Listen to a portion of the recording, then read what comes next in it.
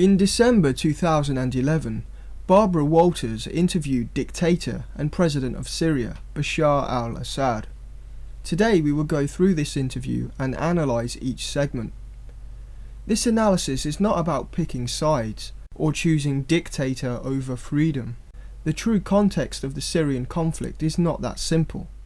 While there is no place for dictators in a free and open world, to pretend that the Western establishment has any moral high ground to get involved in such matters would be ignorant to the true reality we live in. But boys don't get any ideas. I have two words for you: predator drones. You will never see it coming.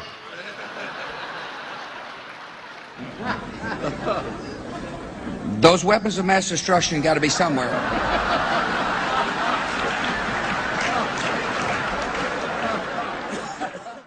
The neocon full-spectrum dominance agenda, as outlined by General Wesley Clark, was never about spreading freedom and democracy across the Middle East.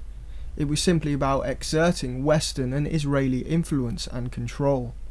Syria was a target for invasion long before there was an Arab Spring. So I came back to see him a few weeks later, and by that time we were bombing in Afghanistan. I said, "Are we still going to war with Iraq?" And he said, "Oh, it's worse than that."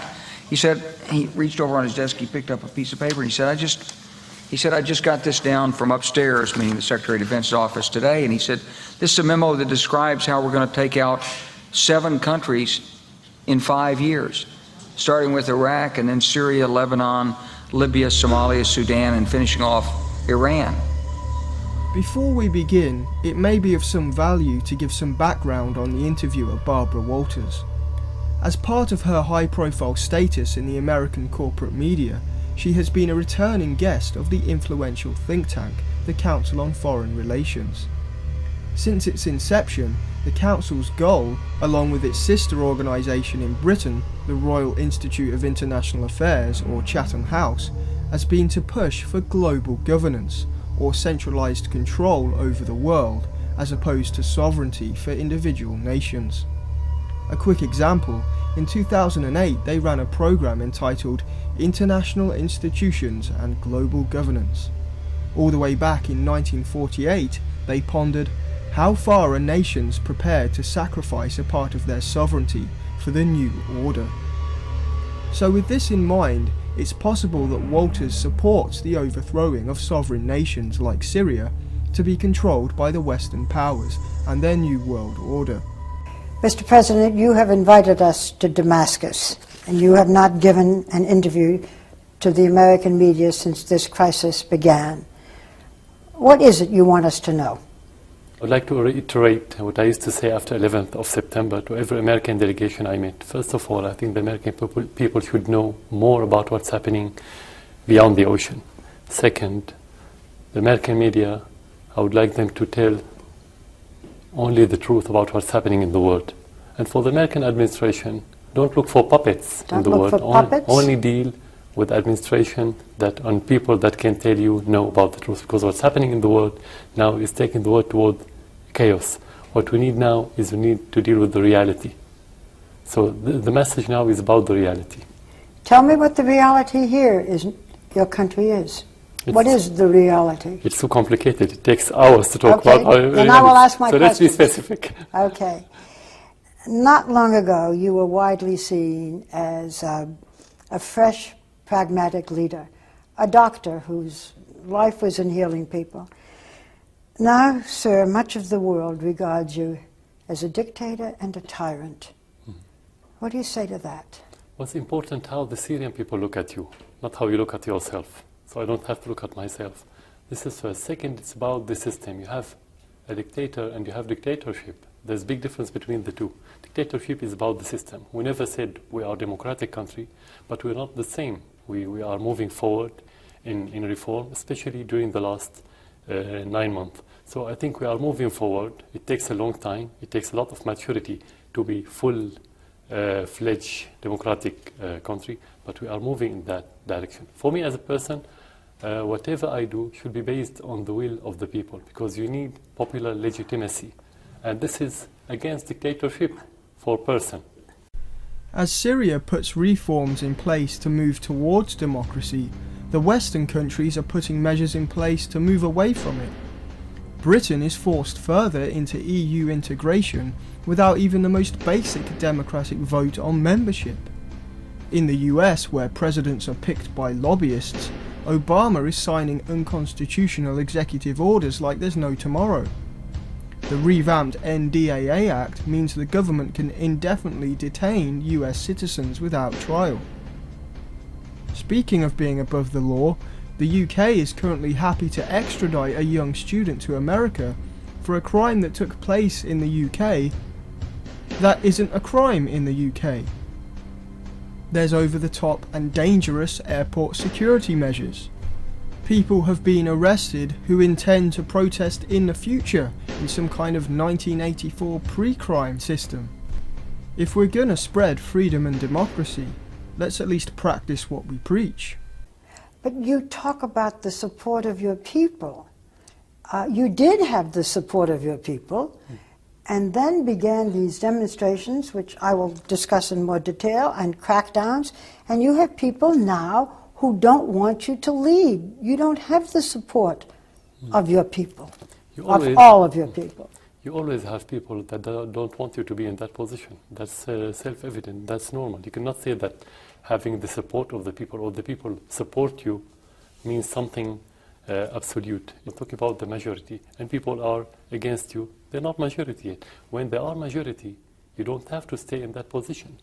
But you have people who are against you who are protesting every day. It started as a simple, not so simple, but it started with people marching with olive branches and with their children, asking for more freedom, for freedom of press, for freedom of expression. And much of the country now, sir, is not supporting you. That's what your crisis is about. Well, in the interest of context, unless Barbara is living under a rock, she'll know that much of the Western world also have people protesting every day for more freedoms. Freedom from lobbyists, freedom from the corrupt financial system, freedom from debt slavery. Barack Obama does not have the support of many of his people. His current weekly average approval rating is only 45%, which could be argued that he no longer has majority support. In Britain, David Cameron's own party are turning their backs on him. That's why we had the reform started quickly after the very beginning that you described as simple. So we didn't play the role of stubborn government. They said they need more freedom. We right away had new party laws, new media law, new election law, new local administration law, and we are revising our constitution now. Showing your opinion, whether you like somebody or doesn't like, government or president or whoever, should be through the election, the ballot box. This is the only way. If you have elections, will they be elections for president? No, now we're going to have, first of all, the local administration election this month. Local administration, but what about for president? Yeah, after that, we're going to have the parliamentarian election, which is the most important. Talking about presidential election, it's going to be in 2014. This is people don't want to wait that long until 2014. Which people? The people who are protesting. How much? How many? Are they majority or not? That's why you need to wait, first of all, for the parliamentarian election. This election will tell you, are you going to have majority or minority?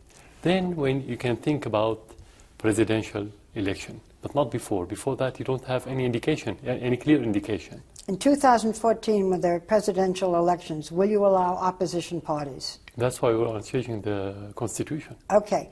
And if somebody else wins, will you step down in 2014? If he wins, he's going to be in my position. I don't have to step down. He's going to be president. So you don't step down. He will win the election. He will be president.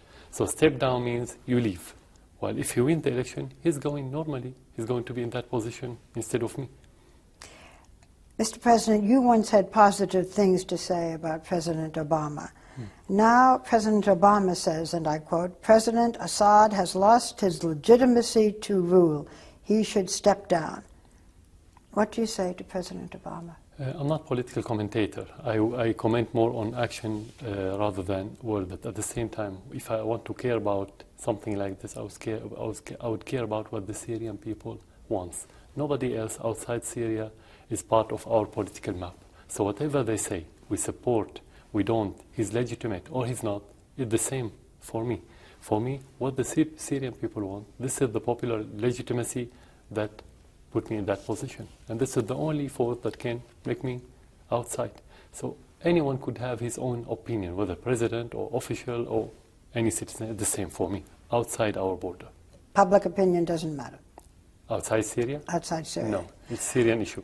But Syria is almost completely isolated. The Prime Minister of Turkey, who was your ally, has said, and I quote, "No regime can survive by killing or jailing." Jordan says you should step down. The Arab League, Syria was a founding member, have said that they have suspended you. You've lost all the support of your neighbors and friends. Does that matter to you? That depends how do you describe or how do you define isolation and support. How did they support me and how did they isolate me? Isolation is not by visitors or by supporting by words. It's about your role, your position. Nobody can can isolate Syria because of our position. That happened in 2005 and they couldn't. Bush tried to isolate Syria, Chirac, Blair, everybody. They couldn't. We have a role to play. We are related to different problems. If they isolate Syria, Syria will collapse and it's going to be domino effect. Everybody will suffer. So they don't have interest to isolate Syria. We're not isolated. Sir, they are isolating you. They have economic sanctions against you. They may have further sanctions. All of these neighbors, so-called friends, have now abandoned you. Yeah. So you are isolated. We've been under embargo for the last 30, 35 years. It's not something new. But it's fluctuating up and down depending on the situation. Those countries that you're talking about, they have little influence on the situation in Syria. Your neighbors have no influence? No, we still have good relation with them. We're not isolated. You have people coming and going, you have trade, you have everything. So that's why I said, how do you define isolation? If you don't define it, it's just term. In reality, we're not isolated yet. They have sanctions against you. What kind of sanctions? Economic sanctions against you. It's not implemented. They're going to suffer. The countries surrounding Syria, they're going to suffer. What about the transit? What about many, many other things? They have common interests with us. They won't implement it. Or they cannot, or they're going to suffer. That depends on the option that they're going to take. That's why I said isolating Syria is not something easy. It's not only a decision then you implement. It's not easy. So it's not about the economy. It's about the whole role in the political arena in the Middle East. It's not only about the economy. There are several different types of sanctions on Syria. The majority are sanctions on the assets of top government officials and institutions, and flying bans on those officials. Also, some Western corporations are not exporting goods to Syrian retailers. As Assad said in the interview, this will make them suffer as much as Syria. News out today shows that British group Imperial Tobacco has seen its earnings drop in the last quarter, due in part to the Syrian sanctions. The EU has stopped importing Syrian oil, which will obviously have an effect on the price of oil in the EU. Of course, the aim of sanctions is to make life difficult and worsen the conflict. You can bet your bottom dollar that the oil companies will be ready to swoop back in for a better deal if they topple the Assad regime. The Bahrain regime is still backed by the West because it's a fully open hub for multinational corporations in the Persian Gulf, and they still side with the West when they threaten Iran. You know, sir, that many leaders in the region have been overthrown. You have seen, I'm certain, the pictures of Egypt's former president Mubarak in jail, pictures of in Libya of Muammar Gaddafi killed. Are you afraid that you might be next? Considering the uprising against Mubarak was partly funded by Western NGOs, including those of American billionaire George Soros, and Gaddafi's demise was fully backed by NATO. Yes, we came, we saw, he died. Is Walters threatening Assad? No, I'm afraid that the people won't support me, Syrian people. That they won't support you? But I'll be happy with it. I mean, the only thing that you could be afraid of as president, to lose the support of your people. That's the only thing that you should be afraid of. Not to be in jail or things like this. Do you feel now that you still have the support of your people? If you don't have the support of the people, you cannot be in this position. This But- is Syria. It's not easy. It's very difficult country to govern if you don't have the public support. You But, Mr. President, you have people an hour and a half away from here protesting. You have people who have been killed and people who have been tortured, and still they're protesting. And you say you have the support of your people? No, you are mixing between the protesters and the killing. It's different. Now we are having terrorists in many places killing. Now. No, not only now. No, from the very beginning. No, not now. Now it's recognized in the media, that's the difference. But from the very first few weeks, we had those terrorists. They are getting more and more aggressive. They've been killing. We have over 1,100 soldiers and policemen killed. Who killed them? Peaceful demonstrations? This is not logical. This is unpalatable. But I think that this is really part of a public relations campaign to demonize the Syrian government without addressing the fundamental causes of the crisis. This is not a peaceful protest movement. It is an armed insurrection by gunmen, well-organized mercenaries, and it is confirmed not only by government sources. Let's examine Israeli and Lebanese sources say the protesters have heavy machine guns. So, I think that the United Nations decided to remove its non-essential staff essentially as a prelude to tomorrow's session at the United Nations Security Council. But it's believed that the 5-month-long uprising has seen over 1,800 people killed, and the violence there is escalating. So surely this is the right time for international action. Well, first of all, those figures those death figures are not confirmed by anything which is tangible. They come from foreign sources. But I think what we have to address, first of all, are the causes and consequences of those deaths. I've been following this day by day since it started in mid-March in Dara, in the southern city of Dara, which has a population for 45,000 people. And what we have is Islamist gunmen, Salafi, as well as Muslim Brotherhood gunmen, snipers, shooting at civilians as well as shooting at police. And Israeli sources actually confirm that these militia, and I quote, are armed with heavy machine guns. They say they won't say that this is not a protest movement, because that seems to be the media consensus, but then they say the protesters are armed with heavy machine guns and anti-tank traps. Now, since when are peaceful civilian protesters armed with heavy machine guns? So who are these people working side by side with the protesters then? Who are these armed terrorist groups that you're talking about? These are death squads which are supported directly by Turkey and Israel, and it's an intelligence operation. They come in, they cross the border, they go into communities. I have looked at the reports from church groups. They go into the Christian communities, they intimidate people, they shoot on them, they kill them.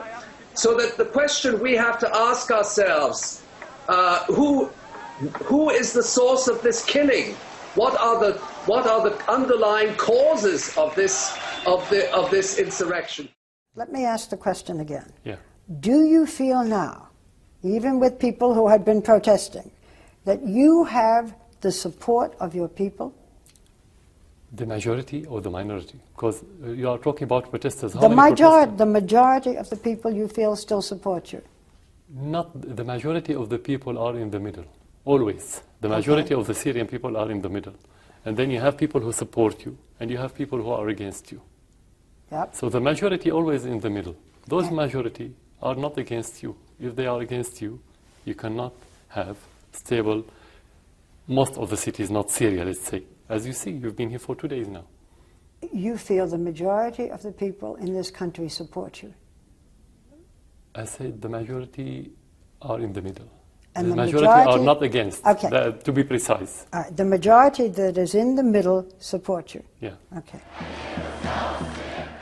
Thousands of pro-Bashar al-Assad supporters have taken to the streets of Damascus to demonstrate against the Arab League's suspension of Syria. The decision sparked anger last night as crowds attacked the embassies of several Arab League members. For its part, the government is calling for an emergency Arab League summit to discuss the unrest in the country. But on the streets, many people, like this woman, believe the League is a puppet body being operated by foreign powers, she says. So all these people turned out in support of Assad. When was the last time you saw pro-government rallies in the US or the UK? Assad clearly has thousands of passionate supporters. Does the West not consider their opinions worthy? The protest really began after the detention and torture of children who were writing graffiti calling for your downfall. I've seen awful pictures of what happened. Why was there such a brutal crackdown? What happened? Well, I'll give you some examples, and you can tell me if you've seen them. These are some of the images and stories, and some of the images that I saw. Yeah. A 13-year-old boy who was arrested in April. A month later, his body was returned to his family, bearing scars of torture.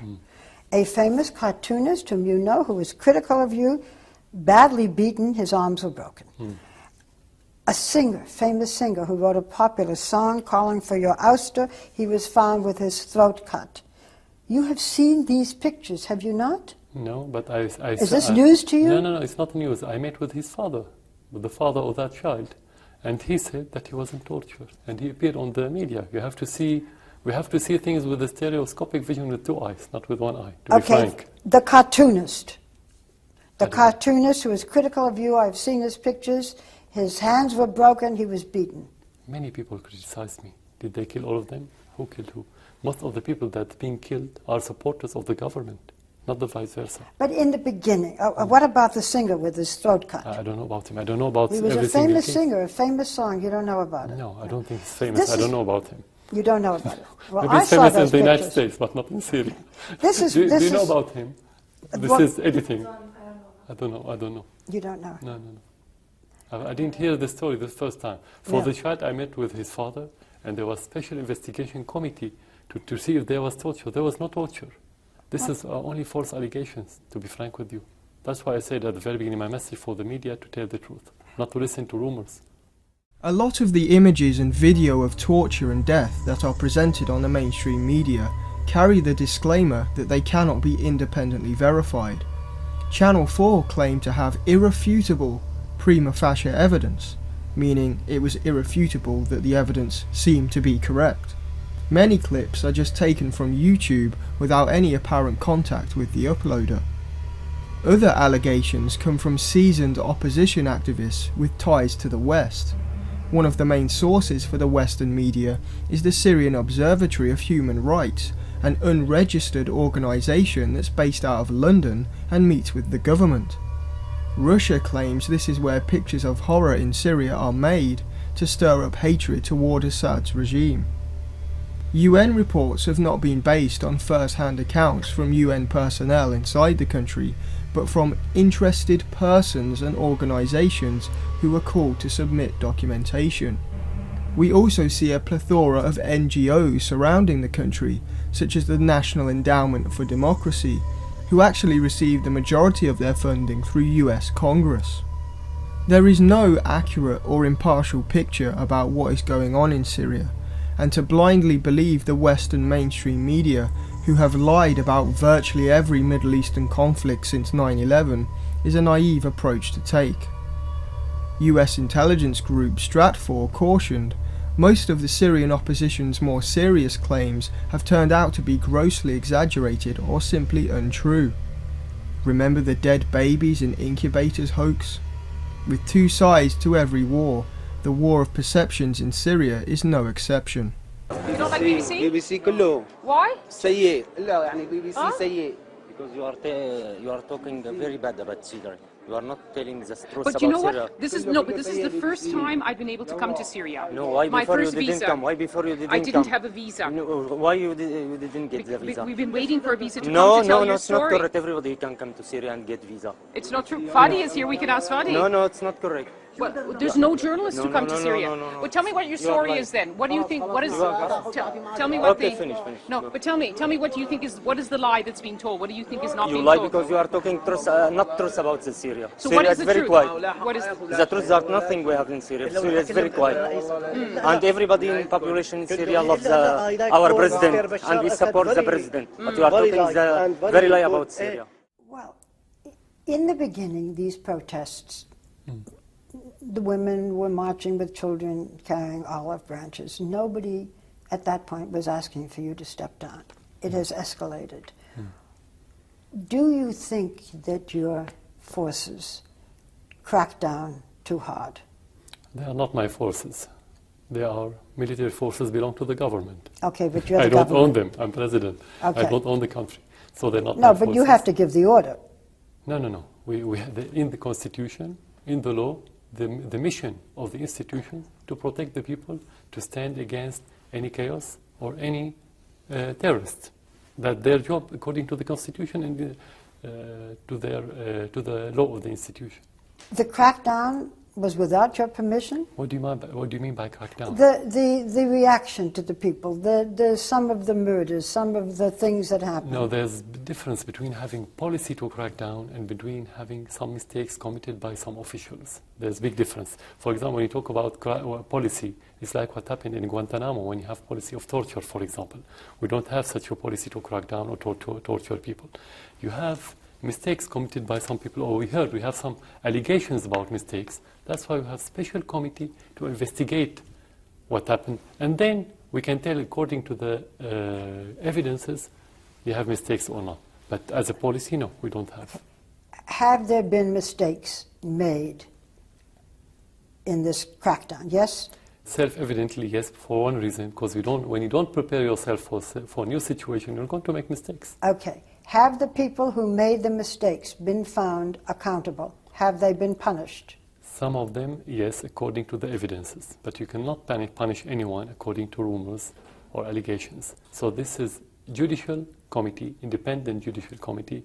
It's its job to detain people if they are guilty and to send them to the court for prosecution. So some people have been found accountable? Yeah, according to my knowledge from the very beginning. Last week, an independent United Nations commission who interviewed more than 225 people issued a report. What it said was that your government committed crimes against humanity. And they went on torture, rape, and other forms of sexual violence against protesters, including against children. What do you say to them? I mean, what I'm saying again and again is that protesters were beaten. Things happened to them.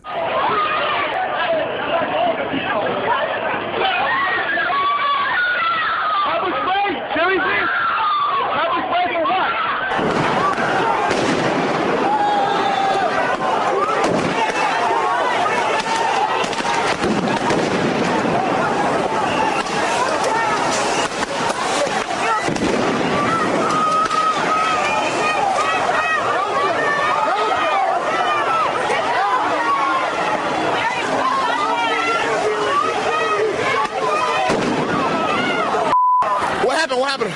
You got hit. Shot.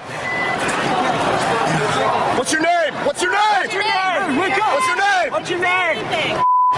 Money! God save the queen. She ain't no human being. There is no future in England's dreaming.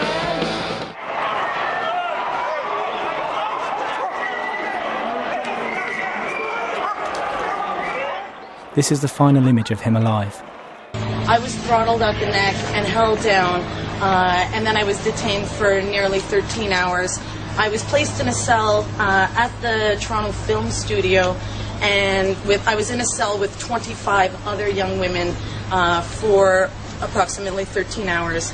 Throughout the time that I was detained, I was told many statements that I find repulsive and completely inappropriate, and what I view as threats. I was told I was going to be raped. I was told I was going to be gangbanged. I was told that they were going to make sure that I was never going to want to act as a journalist again by making sure that I would be repeatedly raped while I was in jail. When I was in the detention center, I saw numerous young women who were completely strip searched, who weren't strip searched by who were strip searched by male officers. And one young woman, when she was coming out, who was completely traumatized, said that she had had a finger put up her. And I find this completely unacceptable. Do you acknowledge that? Do you acknowledge what the UN said? Very simply, I would say send us the documents and the concrete evidences that you have, and we'll see if that's true or not. You have a lot of allegations now. Did the UN not send you these documents? Nothing at all. You mean the first you're here? They don't have even the names. Who are the rape people, or who are the tortured people? Who are they? We don't have any name. They didn't. But they've issued... Sorry? Mr. President, they have issued this report. They have accused you and your regime. According to what? Well, according to what they said, it's 225 people, witnesses, men, women, children, whom they interviewed and identified. And that's when they called it crimes against humanity. We are government. We have government. We have institutions. They should send us the documents. As long as we don't see the documents and the evidences, we cannot say yes. That's normal. We cannot say just because the United Nations. Who said that the United Nations is a credible institution, first of all? Who says that the United Nations... We know that you have the double standard in the world, in the United States policy, in the United Nations that's controlled by the United States and the West. So it has no credibility. So it's about evidences and documents. Whenever they have, we can discuss it. Just to discuss a report that we don't see any reality related to it, just a waste of time. You do not think that the United Nations is a credible organization? No, for one reason. They haven't implemented, they never implemented any of the resolution that related to the Arab world, for example, to the Palestinians, to the Syrian land. Why don't they? If they talk about human rights, what about the Palestinians suffering in the occupied territory? What about my land and my people that left their land because it's occupied by Israel? Of course not. You haven't for every citizen, it's not for me as president. I'm telling you about the perception in the whole region. You do not think the United Nations is credible? No, never. It's not something before my generation. It's something we inherited as a concept, as belief. You have an ambassador to the United Nations? Yeah, it's a game you play, but doesn't mean you believe in it. I see. Yeah. Perhaps Barbara thinks the UN, which is headquartered in New York City on land donated by self-professed world government advocates the Rockefellers, is a credible institution because its roots can be traced back to the Council on Foreign Relations, which she is a member. The Inquiry, an early 1917 incarnation of the think tank, worked behind the scenes to craft Wilson's 14 points, which pushed for the creation of a League of Nations. Because US law and the US public did not allow the loss of sovereignty, the CFR took over as the propaganda wing to promote global governance, eventually leading to the United Nations. If the UN is so credible, why is Radovan Karadzic detained for war crimes against Muslims during the Balkans conflict, but Bill Clinton and Tony Blair, who signed off on the NATO bombing campaign, are left alone? In fact, isn't Bush and Blair's murder of hundreds of thousands of innocent Muslims in Iraq and Afghanistan one of the most brazen examples of crimes against humanity in modern times? What about NATO's war crimes against the civilians in Libya? Going back in history, what about the long list of murderous actions by Henry Kissinger? What about UN peacekeepers torturing Somali children? Why is the UN so quick to enforce resolutions when they support the Old Boys Club, but when Israel ignores them, it's business as usual? A credible institution indeed. Even some of your armed forces are not remaining loyal. Some of them have defected, and some of them are fighting now against you. What do you mean by defected? Well, some of your armed forces have left the military. No, but every year in the normal situation you have thousands of soldiers that fled from the army. You have it normal. When you have this situation, you have a little bit more, you have higher percentage, and then you have some few officers that leave the army to be against you. And this you cannot say, if you talk about deflection in the army, is different from having few people deflecting. So we cannot generalize. You don't think that there are a great many? No, you think it's just a few? You have different situation. You are in Syria now. You see, most of the things are stable. If you have defection in the army, you cannot have stable country or stable major cities like Damascus, Aleppo, and the majority of Syria is stable. You describe your country now as a stable country? In most of the areas, you have trouble, you have turbulence, but not to the extent that you have a divided army. If you have divided army, it's going to have real war. You don't have war. You have instability is different from war. You do not feel now that you are at the brink of a civil war? No. No? No, not because of our policy, because of the history of this society. We don't think that we are on the brink of civil war, because the people are aware about the need to live together. That's why. I want to make this clear. You say that the country in general is stable. Certainly we see here in Damascus, since we've been here, it's business as usual. But there are areas of this country, an hour and a half away, in which there is still fighting, in which there is still protests. Do you see that as something important, people fighting for their freedom, or do you see it as a little something here and a little something there? No, you have different components. Not everybody is fighting for the freedom. You have people who want freedom, and that's why we have reform, because we recognize those people. And most of the people that they need freedom, they didn't demonstrate. Not everybody in the street demonstrating for freedom. You have different components. You have extremists, religious extremists. You have outlaws, people who have been convicted in the court and they've been escaping for years now, drug smugglers, and you have like-minded people of Al-Qaeda and those. So it's different components. You have money coming from outside just for the media, propaganda. They give money to people, they demonstrate for 15 minutes or for half an hour, then in the media you see demonstrations. So you have different components. You have everything. You have real demonstrations, you have peaceful demonstrations, you have militants, you have terrorists, you have everything.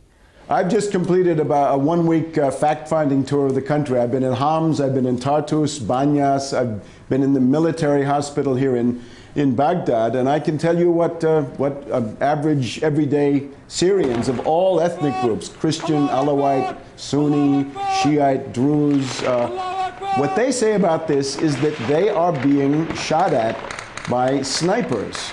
In Homs in particular, people complained that there are terrorist snipers who are shooting at civilians, men, women, and children, blind terrorism, random killing, simply for the purpose of destabilizing the country. I think I would not call this a civil war by any stretch of the imagination. I think that's a very, very misleading term in the following sense. What you're dealing with here are death squads. You're dealing here with terror commandos, the kind of thing that everybody remembers from Argentina and the Central America. This is a typical CIA method. In this case, it's a joint production of CIA, MI6, Mossad, the DGSE of the French. Here you have what seems to be much of the world condemning you. So what's the biggest misconception? Why is there this misconception, and you are saying the country is stable, we have some factions. What's the misconception? First of all, who is the most of the world? Most of the West, you mean? Not just the West, So Turkey. not most of the world. Turkey, Jordan, Turkey is not most of the members, that's not the West, the members of the Arab League, they are saying to you, they are imposing sanctions. Some of them are telling you to step down. These are your neighbors. There's agenda for those countries. It's a political game. It's not because they don't care about the killing, they don't care about democracy. Most of these countries, they have agenda. I'm not going to talk about it now. I'm not going to talk about their agenda because we have information, but when we have evidence, we'll announce it. But this is not because they care about the Syrian people. Right. If we talk about Turkey and the Arab League. Yeah. But going back to the condemnation, no, we still have good relations with most of the world. not vice versa. Even with the neighboring country, we still have normal relation. With who? With our neighbors. With Not Iraq. Jordan. With Lebanon, we have trade, we have normal. Well, Lebanon. Yeah. With Iraq. But what is the agenda, for example, of Turkey or Jordan or the Arab League? I'd rather ask them. I wouldn't answer on their behalf. They will tell you if they have agenda. Do they want to destroy you? You should ask them. I cannot talk about their will. I don't know about their will, to be frank. According to former CIA officer Philip Giraldi, the agenda of Turkey is quite simple. They're in the back pocket of the West and are helping NATO arm the rebels, or as Assad calls them, terrorists. Unmarked airplanes belonging to NATO countries are landing at Turkish military bases close to the Syrian border. These flights deliver weapons originating from the arsenals of the late Muammar Gaddafi. The airplanes also contain volunteer fighters from the Libyan Transitional Council, who are experienced in pitting local volunteers against trained soldiers, a skill they acquired confronting Gaddafi's army. Dr. Haytham Marna, spokesman for the Arab Commission for Human Rights, confirms that the West are actually the ones arming militants in Syria. He told Lebanese television that he was invited to a meeting in a Paris cafe with a Syrian businessman who had dual Syrian-French nationality, who offered to arm Syrian opposition groups. The Israeli media itself, without denying the reports, note that the Assad government have seized Israeli-made arms from militants. After all, it was Jewish US Senator Joe Lieberman who said the ultimate goal would be to provide weapons to the rebels.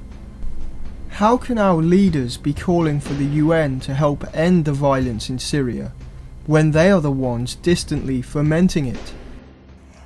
One of the things that the Arab League has asked for consistently is to have monitors, to have objective people come and visit these areas where there is discontent. Will you now allow monitors to come into this country? Of course. I said of course? We want that, but in line with our sovereignty. What does that mean? What does it mean? Yeah, to do everything in cooperation with the Syrian government. You have state here. Yeah, but they cannot just come and do whatever they want. But if you have monitors, they have to be free to look around. They can't of course be. They are free. They can't. But they're saying they have to be free with your people accompanying them. Then they're not independent. They ask for protection, so they need our people. They are asking for protection. How can they go to conflicts and being killed? And if they want, this is their responsibility. I'm going to ask this again because I want it very clear. This is important. Will you allow monitors, outside monitors, to come into your country and look around, to go to these other cities, to Homs, for example? Will you allow them to come? Yes or no? Yeah, as principle, of course we said yes. Under what circumstances? To be in line with our sovereignty, to do everything in cooperation with the Syrian government. They cannot say they're going to send, for example, 15,000. It's two sides. It's contract. You don't make contract from one side. It's a technical issue. You have technicalities. I don't know everything about these technicalities. Okay, but are you... How to move, how to prepare, how to protect them, what their job, what's our job. We are party. You cannot have protocol, just to explain to you very clearly. You cannot accept protocol that's made there and we don't have anything to discuss, very simply. Are you now negotiating with the Arab League? Of course, that's what we are doing. Okay, of course, we're still negotiating, yes. So you think that monitors will be allowed to come soon? Of course. I said we ask this. Before you ask for monitors? Yeah, before they have this initiative. Can they travel wherever they want? Of course. But according to certain rules, how to discuss these rules, they're going to, when you make contract, you discuss it. At the very beginning, they didn't want to discuss it with us. We said, no, if we don't discuss it, we cannot sign it. It should be discussed in details. Are you now discussing with the Arab League allowing monitors to come? Yeah, that's it is. Can outside foreign reporters come? They have not been allowed. No, they were allowed, and you are here. I am here, and I have a correspondent here. And but you've been here for 2 days now. Did anyone tell you where to go, where not to go? Nobody. You are free to go wherever you want. I am appreciative that I have been allowed here, and that you've granted an interview. No. Can other foreign correspondents, American and others, come into this country now? Yeah, exactly. We have not heard this. You were saying yes? You have to hear the truth. You have to look for the truth. Well, I'm asking you now. But that doesn't mean they can come without a visa. We are a country. They have to take visa. We give visa to people, maybe we don't give visa to people. We like any other country. Again, it's about sovereignty. Okay, but that doesn't mean anyone can come anytime and do whatever they do. I grant you, but as soon as you say visa, it means this one can't come, that in general now. Yeah. Can foreign correspondents come to this country? And we've been receiving the delegation from Europe, from the United States, from the rest of the world. No, sir, you have not been receiving delegations. I met with them. Foreign correspondents? Of course, foreign correspondents. They can give you the articles. They made interviews with me. But now... I met with 2 British recently, 1 French. We had, and others. Let me ask you one more time so we're clear. In general, can foreign correspondents, if they are accredited, come to this country? Of course they can come. They can? Yeah, of course. You said that if there is any outside attempt to bring you down, it would mean an earthquake. What do you mean by that? Syria is the fault line in the Middle East. You know, the Middle East generally is very diverse in ethnicities, in sects, in religions. But Syria, the most diverse, and this is the fault line where all these diversity meet. So it's like the fault line of the earth. Mm-hmm. When you play with it, you'll have earthquake that is going to affect the whole region. So playing doesn't mean to overthrow me or to deal with me. It's not about me. It's about the fabric of the society in this region. That's what I meant. You know, your father led this country for 30 years until his death. You have now led the country for more than a decade. Yeah. If the Arab Spring means anything, it seems to be that the era of one family rule is over. Yeah. No, I never supported being a dynasty. Is that correct? That's correct. Yeah, being a dynasty. You're not raising your son to succeed. No. And my father never spoke with me in politics. You don't believe this. And he never tried to prepare me. He always wanted me to be a president. Against what you hear in the media that he asked me to come from London, he wanted me to go back to London to continue, and I refused. But your older brother was supposed to take your father's place. When he was killed, your father asked you to come back. My brother had no position when my father was there, and I had no position. I was nothing in the party. I was in the military since I was doctor, nothing else. But your father did not expect his sons to take his place? Never. He never spoke about this. Really? Yeah. Then with all due respect, you're a doctor, you're an ophthalmologist. How did you become the leader of this country? I was a military doctor, and according to our laws, that's military law, you can move from sector to sector within the army. Okay. So I left I was a military doctor. Even when I was in London, I was a military doctor. The army sent me to London, not the Ministry of Higher Education, for example, or anything, or the university. And I was in the army since 1985, since I was a student at the school. Few people knew that. I wasn't a civil doctor. So anyway, when I became president, I became president through the party. After President Assad died. When he was alive, I was nothing. I didn't have any position. But when your father died, the son became the leader. Yes. So there were not free elections to make you the leader. No, anyway, we don't have free election. We have referendum. This is our constitution. So your constitution said we want the son. No, not the constitution. The party. The party said. And the people demonstrating, and they surrounded the parliament. They said we need the president. So many people who didn't want the president in the government, they accepted this new president, and I nominated myself. Before that, I never thought about it. So when you have elections, which you say is in 2014, you will have opposition parties? Yeah. Yes? We have them already now. Okay, and if they want somebody else and not you, you say okay and you step down? The people will say okay. If the people say okay, of course you have to leave. That's not self-evident. You don't have to discuss it. To be president while the people don't want you, how can you succeed? You are not training your eldest son, who is now 8, He's 8. to take your place? I was never trained to be in this place. Do you sometimes wish that you were still an ophthalmologist? No, because I was in the public sector anyway. As son of president, I couldn't have my own clinic and get money from the people. So I was in public sector. Now in wider public sector in the same place. So you still have a kind of, let's say, emotional feeling toward that job, and I still have my friend. I'm still in touch with the new innovations in that field. But you cannot look back to see yourself as a doctor. Now you have more important position. You have said often that you don't see yourself doing this job for life. You've said you're doing it for your country. With all the turmoil in your country, is it perhaps better for Syria that you no longer remain its leader? I don't have problem. For me, Syria is a project of success. If you don't succeed, you don't have to stay in that position. And that success, again, depends on the public support. Without public support, you cannot. Whether you're elected or not, it's not about election now.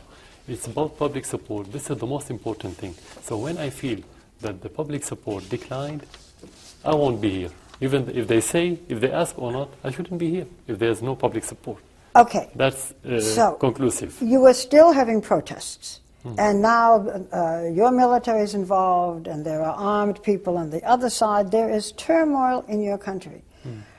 But you are saying that, in general, you have the support of your people. Yeah, but let's wait for the elections to That's be too, no, to but be that's clear. this is 2011. We're talking, this can't go on for 2 years. No, I'm talking now about this next election. Now we're going to have the parliamentary elections. And? That will tell about, I belong to a party. I belong to Baath party. We'll see what the position of our party. Because this is the indication, it's important. It's not only the person. You're part of another party, of another identity. Yeah, your party is not going to want to give up power. Yeah, no, to give up? Why to give up? It's a party. It has the right, like any other party, to compete and win elections. But to see through the election, do we still have support as a party? If yes, this is an option, and if no, they have another option. And your parliamentary elections, which are when, in 2 months? In 3 months, 2 to 3 months. And they will be open enough so that people can vote against it, and that would be the end of the Baath party and you, as terms of leadership?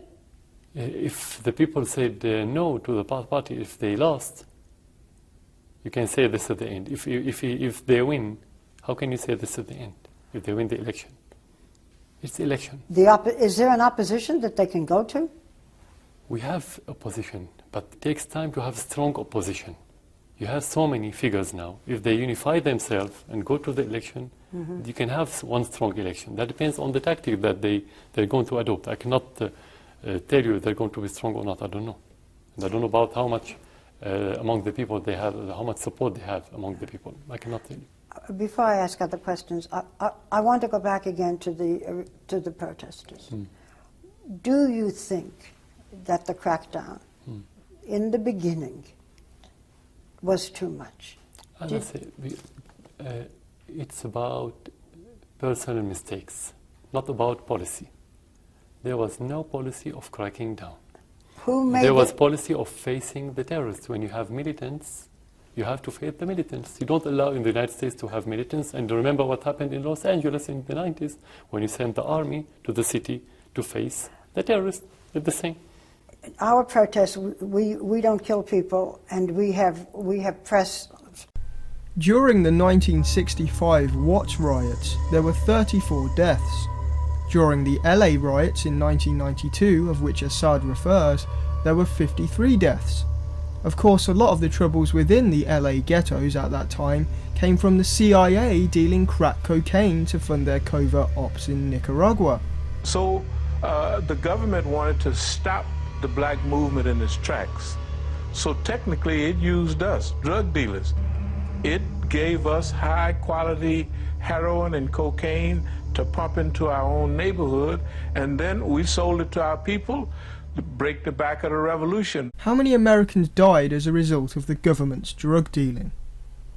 During Hurricane Katrina, police officers opened fire and murdered innocent civilians and then tried to cover it up. Then there was the siege on Waco, where the ATF slaughtered the religious branch Davidians, including women and children. This all without mentioning the government hand in terror attacks such as the Oklahoma City bombing and 9/11. Then we have the countless wars that Americans have been sent to fight and die in, only to discover they were based on lies, such as the Gulf of Tonkin incident that provided the pretext for the Vietnam War, and the lies about WMDs in Iraq.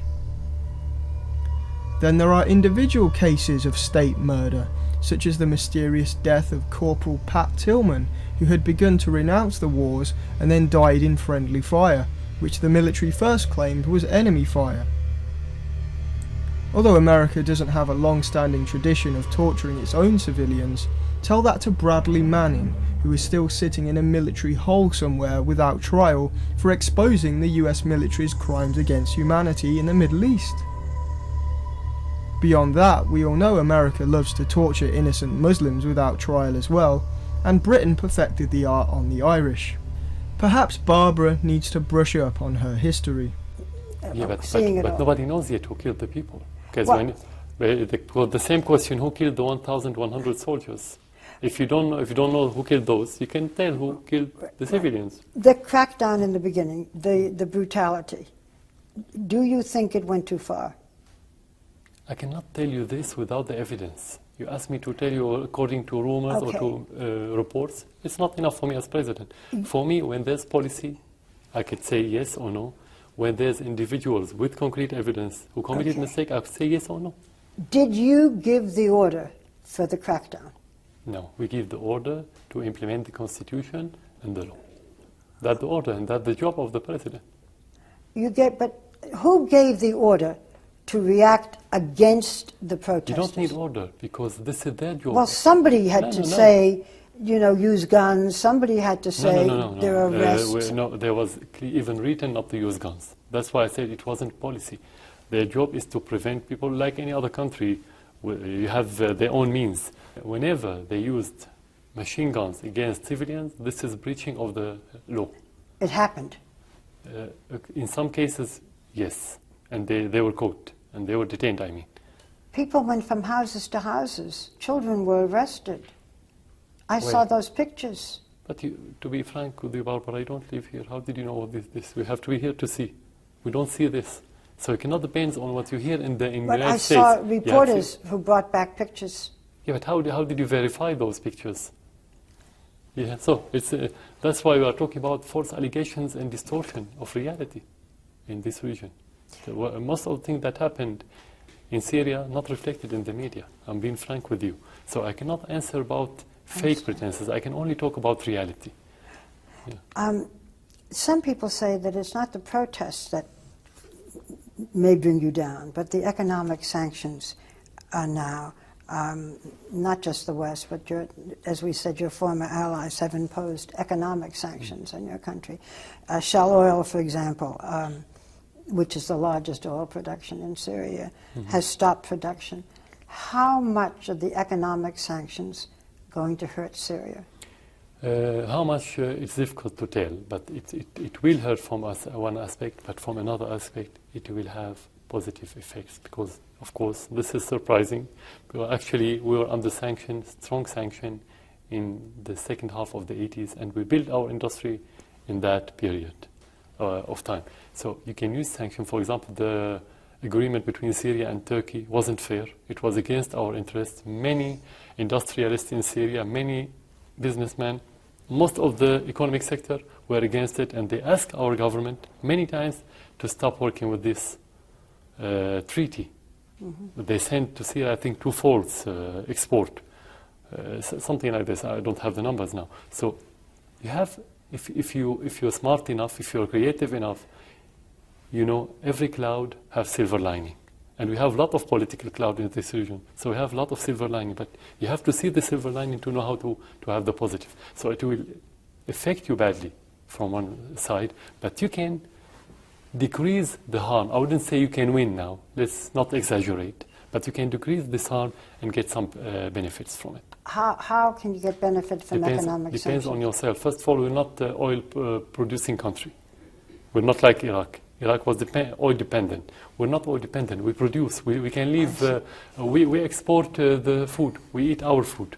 So you were saying that it will take more, maybe creativity, more industry in this own country to become independent. Exactly. And we can. We don't have a problem with this. And this could be the strong point of Syria. That's why I said they cannot isolate Syria. They cannot isolate. No. I have seen the markets filled with food, so you are able to keep feeding your people. Of course, no, we don't have problem. We can live 2 years without with full embargo. We export wheat to many countries. Your wife was raised and went to school in England. It has been said that she is a force for moderation. I'd like to know, when you and she discuss things, what has she said about what's happening in your country? We used to live as one family in Syria, because Syria is a small country. Whenever you have one crime, the whole country will hear about it. It's a very safe country. Of course, we feel the same pain. We feel sorry about what's happening. But at the end, the discussion is always, and I think everywhere in Syria, is about what can we do to have to prevent more blood shedding in Syria. Your wife has her own projects in the country, yes. Development project, charity, of course. But do you discuss the situation with your wife? Of course, yeah. That's what I said. Part of the solution is how to make life better in different aspects. Development is part of the solution. It's not only about demonstrations and militants and terrorists and things. It's how to make the country better. Is your wife a source of support for you? Of course, all my family. Well, let me ask about the children, because you have 3 young children, 9, 8, and 6. Yeah. What have you told them about what's happening in this country? The reality. Which is what? What do you say to them? Especially the older boys. I told them about terrorists. I told them about innocent people being killed, about investigation. We have to know who, we have to look for the reason, everything. You've told them about innocent people getting killed? Of course. Some of whom are children? We didn't talk about whether innocent is innocent, whether his children or all is innocent. Do they see pictures? Do they have Facebook or YouTube? Of course. Do they ask questions? They can watch the internet every day. Of course. They watch the internet? They are very curious to know. What do they say to you?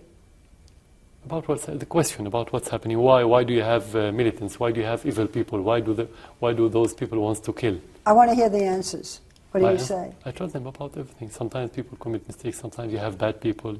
In every society you have bad people. So they kill more to undermine the government.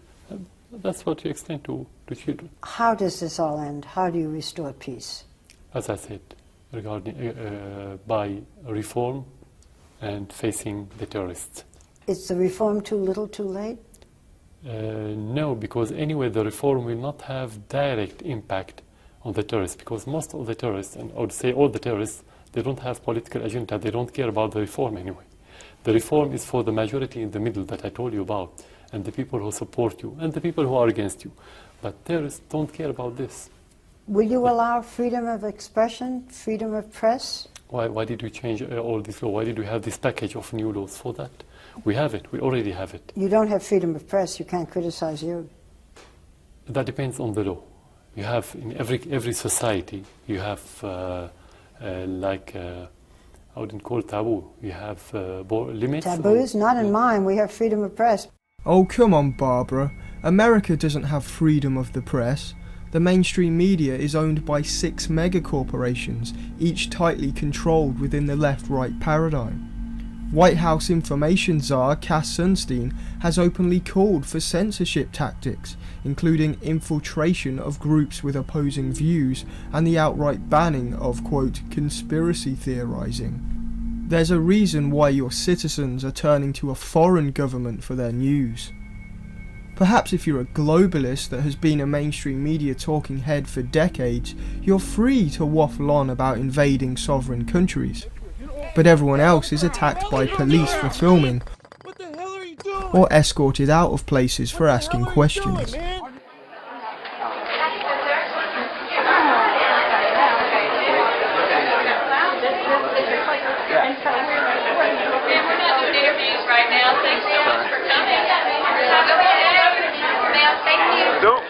Don't push her. Don't push her. Can you just go there's no debate over. It's so obvious that it's made up. You can't even debate anyone. There's no debate. There's no question.